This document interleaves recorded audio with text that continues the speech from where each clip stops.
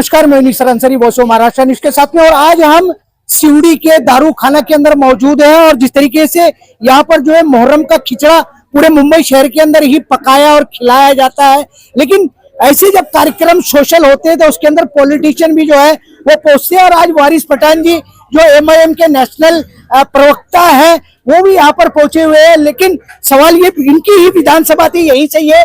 वारिस पठान जी, मैं आपसे जानना चाह रहा हूँ कि लोगों ने तो बहुत सारे आपको छोड़ दिया है, लेकिन फिर भी आज भी लोग जो है आपके चाहने वाले इतनी बड़ी तादाद में यहाँ पर मौजूद है, उसके लिए पहले क्या कहोगे?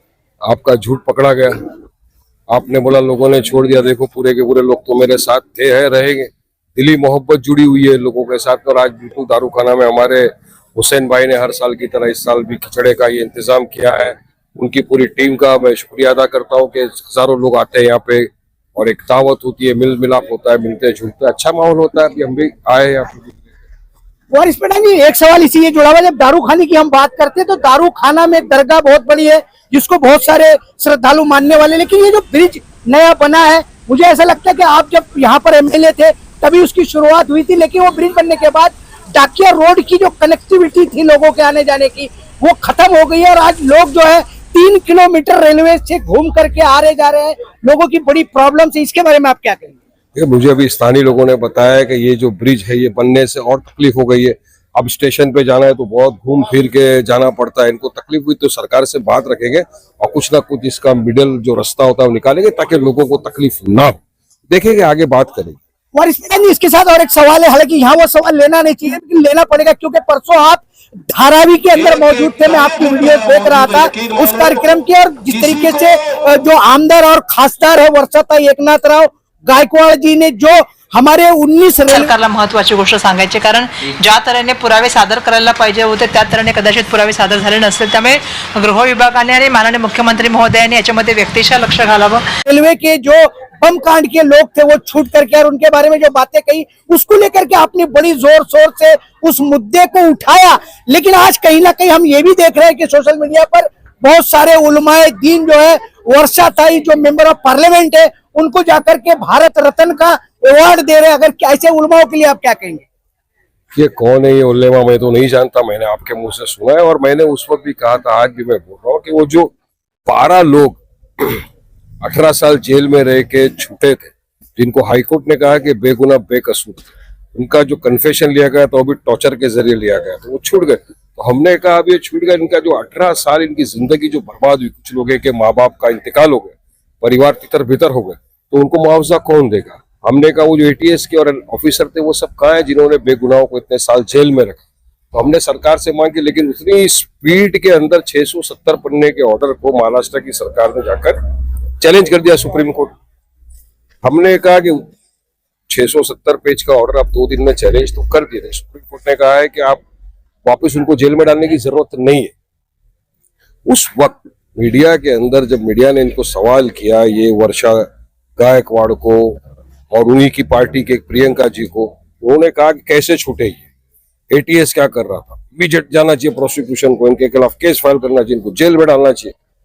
अरे मैडम, इन्हीं लोगों के वोटों से आप इक्तिदार की कुर्सी पर बैठे थे और अब सेकुलरिज्म का आपका जो चेहरा था, 2 मुहैया चेहरा पब्लिक के सामने आ गया, बेनकाब हो गए। अब जब मालेगांव ब्लास्ट में लोग छूटे तब आपने इतनी स्पीड से कहा कि महाराष्ट्र गवर्नमेंट जाए सुप्रीम कोर्ट में अपील फाइल कर, अब तक तो फाइल नहीं किया इनके। क्यों? इनके साथ आपका क्या नाता है? इसलिए आपकी जो सरदे में ना गोडसे, वो दर्शाती है कि मानसिकता अब भी आपकी वही है। आपको खाली मुसलमानों के 90% वोट चाहिए, लेकिन जब उनकी हक की लड़ाई की बात आती है आप लोग अपना असली रंग दिखा देते। मगर जनता जनार्दन है, सब चीज का बराबर जवाब मिलेगा, क्योंकि 2 मुहैया चेहरा है, उसके लिए बोले जाओ। और यहाँ तो जो 6 लोगों की जाने चले गई मालेगांव में, 100 से ज्यादा लोग घायल हो, उस केस के अंदर 7 लोगों को बरी कर दिया जाता है और महाराष्ट्र की सरकार जाती नहीं अब तक अपील फाइल करने। ये 2 मुहैया बात नहीं है। संविधान तो इक्वलिटी की बात करता है, कायदा अगर एक के लिए बराबर है। जब ट्रेन ब्लास्ट में जो लोग छूटे थे उनके लिए आप गए अपील में, तो उनके लिए क्यों नहीं जा रहे आप? हम तो तब भी आवाज उठा रहे थे। मगर ये लोग का असली चेहरा पब्लिक के सामने आ गया कि किस तरह से मुसलमानों के वोट तो लेते हैं, उनके हक की लड़ाई की बात आती है खामोश बढ़ जाते। और ये उलेमाओं को भी पूछूंगा, क्या वो जो लोग छूट गए 12 लोग बेगुनाह बेकसूर ट्रेन ब्लास्ट के केस हाईकोर्ट ने छोड़ा, तो आप उनके अगेंस्ट में या उनके साथ?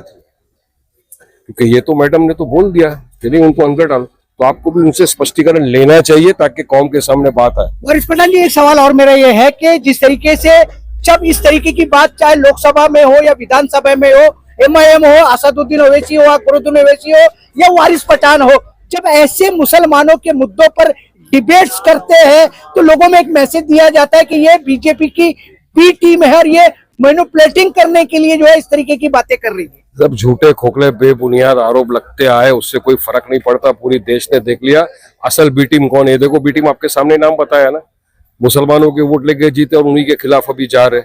और हम तो कितनी जगहों पे नहीं लड़े, वहां इनका सुपड़ा साफ हो गया, मगर खुद में झांकते नहीं, खुद के गिरेबान में झांकते नहीं है, इल्जाम दूसरों पर ठोकते। हमको ए से लेके जेड टीम बोल दो, कोई फर्क नहीं पड़ता है हमको।